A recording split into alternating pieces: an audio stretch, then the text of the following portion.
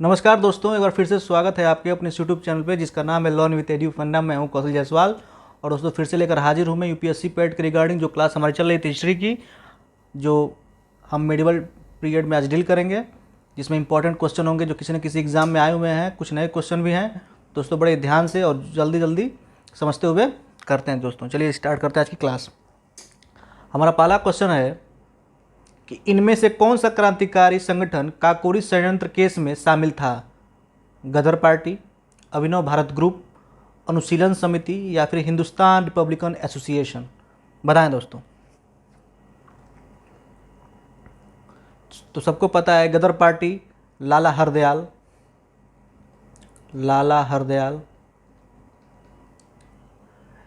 इसका main branch कहाँ था? कैलिफोर्निया सैन फ्रांसिस्को में। और जो हमारा क्वेश्चन है उसका आंसर होगा हिंदुस्तान रिपब्लिकन एसोसिएशन, जिससे चंद्रशेखर आज़ाद, राम प्रसाद बिस्मिल, भगत सिंह सब लोग जुड़े हुए थे। जिसकी स्थापना कब हुई थी दोस्तों?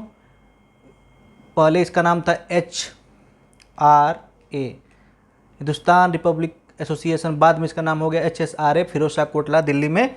भगत सिंह ने इसका नाम बदल दिया जब चंद्रशेखर आज़ाद की मृत्यु हुई 1928 में। तो दोस्तों हमारा आंसर क्या हो जाएगा? Hindustan Republic association.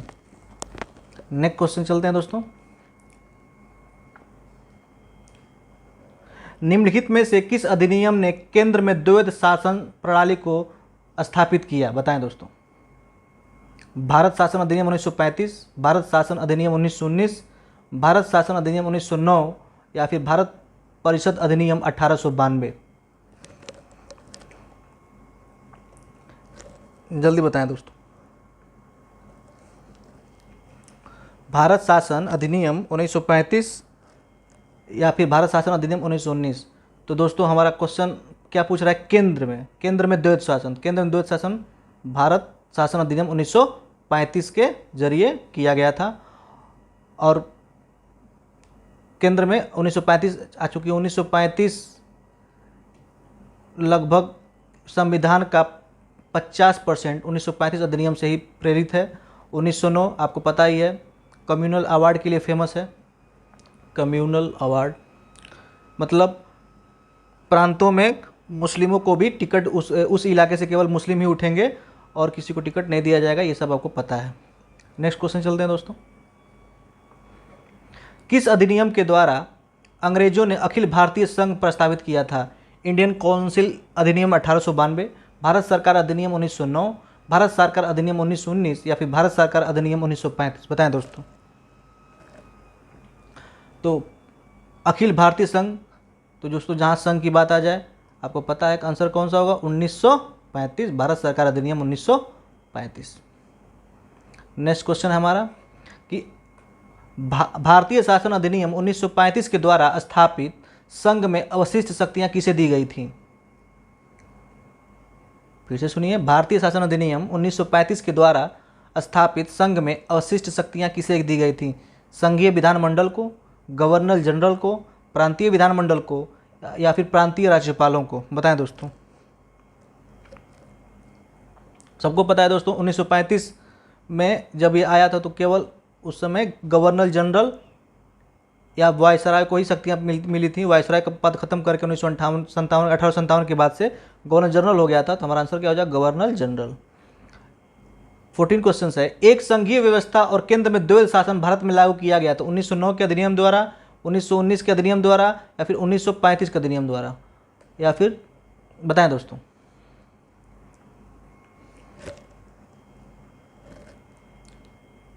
तो केंद्र में द्वैध शासन अभी हमने ऊपर पढ़ा है दोस्तों। केंद्र में द्वैध शासन 1935 और प्रांतों में द्वैध शासन 1909। Next question.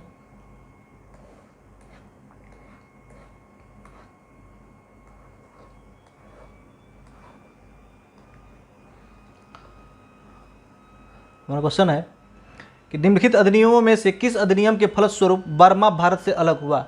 Indian council act 1909, government of India act 1919, government of India act 1935 या फिर इंडिया इंडिपेंडेंट एक्ट 1947?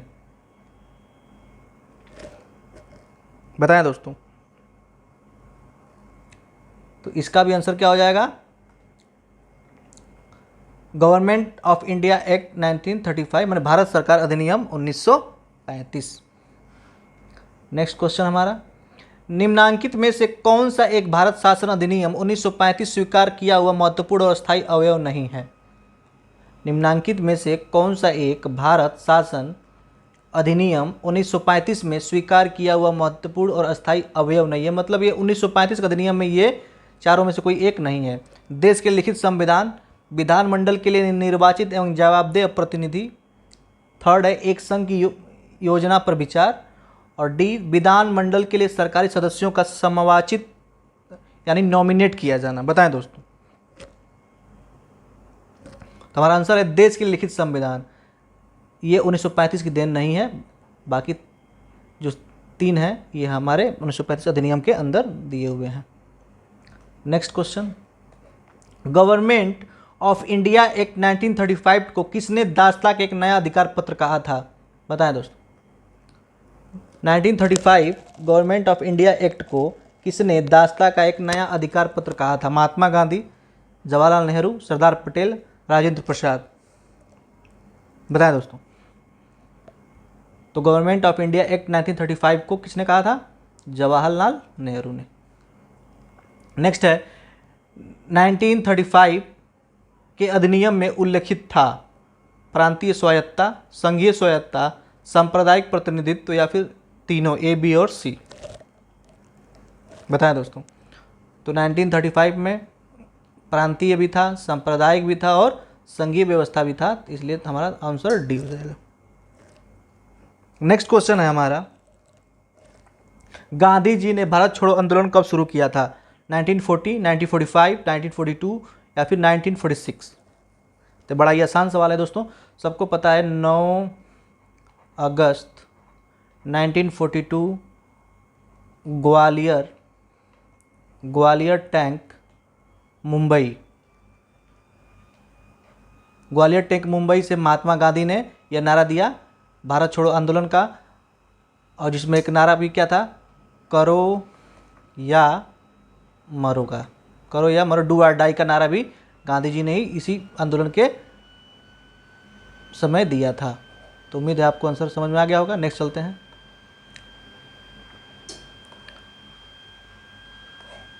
किस आंदोलन के लिए महात्मा गांधी द्वारा करो या मरो का नारा दिया गया था? दोस्तों अभी मैंने बताया, भारत छोड़ो आंदोलन 1942। नेक्स्ट क्वेश्चन, महात्मा गांधी ने किस आंदोलन के लिए, बार बार एक ही क्वेश्चन आ रहा है दोस्तों, रिपीटेड है, कोई बात नहीं, इंपॉर्टेंट है, इसे मान लीजिए कि इंपॉर्टेंट है क्वेश्चन है, याद कर लीजिएगा। नेक्स्ट है क्वेश्चन, भारत छोड़ो आंदोलन या अगस्त आंदोलन 8 अगस्त 1942 व महात्मा गांधी द्वारा अखिल भारतीय कांग्रेस समिति के सत्र में चलाया गया एक आंदोलन था। तो सबको पता है दोस्तों, कहाँ चलाया गया था? मुंबई में, ग्वालियर टैंक मुंबई। ये खैर आसान क्वेश्चन था। नेक्स्ट क्वेश्चन है हमारा, सुभाष चंद्र बोस किस वर्ष में कांग्रेस पार्टी के अध्यक्ष थे? 1932, 1941, 1938, 1943? दोस्तों इसमें दो इंपॉर्टेंट बातें बताएंगे। पहली बात, सुभाष चंद्र बोस सबसे पहले 1938 में कांग्रेस पार्टी का अध्यक्ष बने फैजपुर। उसके बाद 1939 में ये भी अध्यक्ष पद के लिए निर्वाचित हुए थे, किंतु गांधी जी ने पट्टाभी सीतारमैया को उठाया था और उनका सपोर्ट गांधी जी को था। तो गांधी चाहते थे पट्टाभी सीतारमैया जीते, लेकिन सुभाष चंद्र बोस का नेम फेम उस समय अधिक था, इसलिए 1939 में सुभाष चंद्र बोस जीत गए।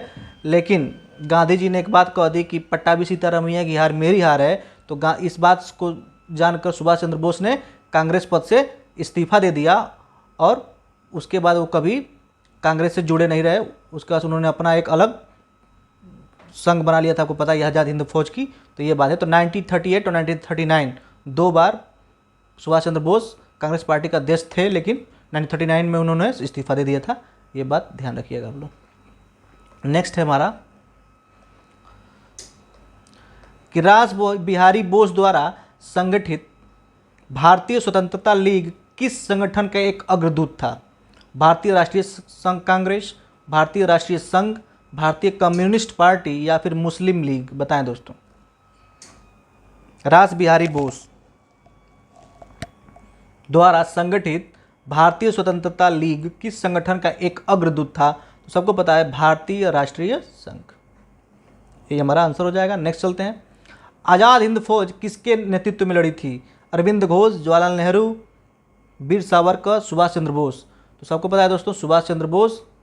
और अगर कैप्टन मोहन सिंह भी आ जाए तो न्यू सुभाष आज़ाद हिंद फौज की इन्होंने ही रखी थी, मोहन सिंह। ये भी नाम आ सकता है, तो इसको भी आप ध्यान रखिएगा।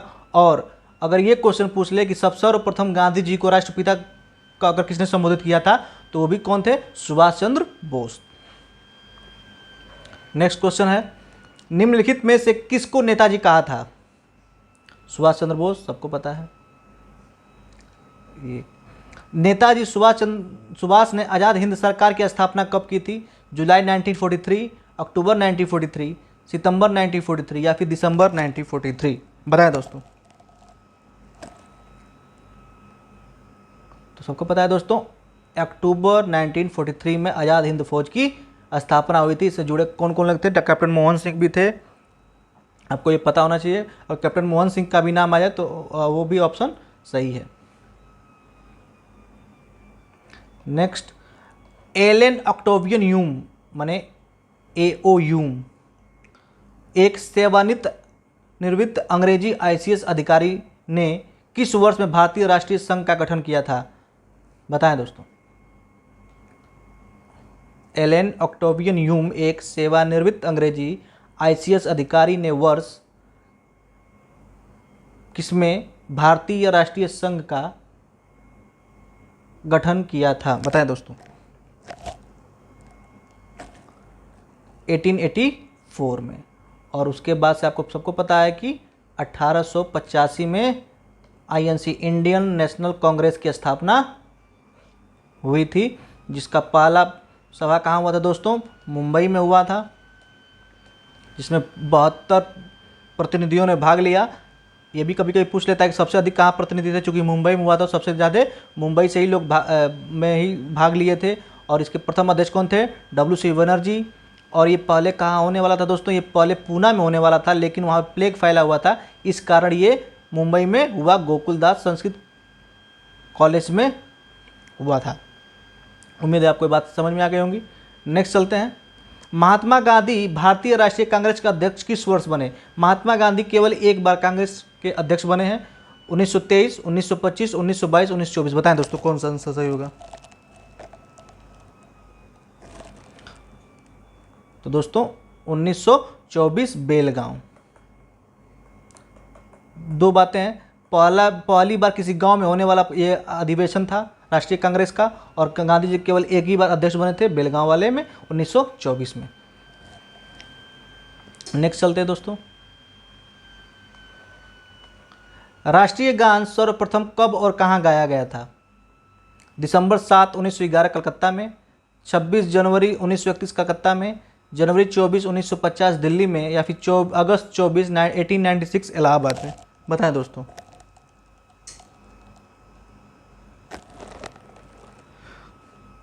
तो दोस्तों राष्ट्रीय गान सर्वप्रथम कहाँ गाया था? तो 27 दिसंबर 1911 कलकत्ता में। जनगण मन जो भारत का राष्ट्रीय गान है सर्वप्रथम कहाँ गाया गया था? तभी मैंने बताया दोस्तों 27 दिसंबर 1911।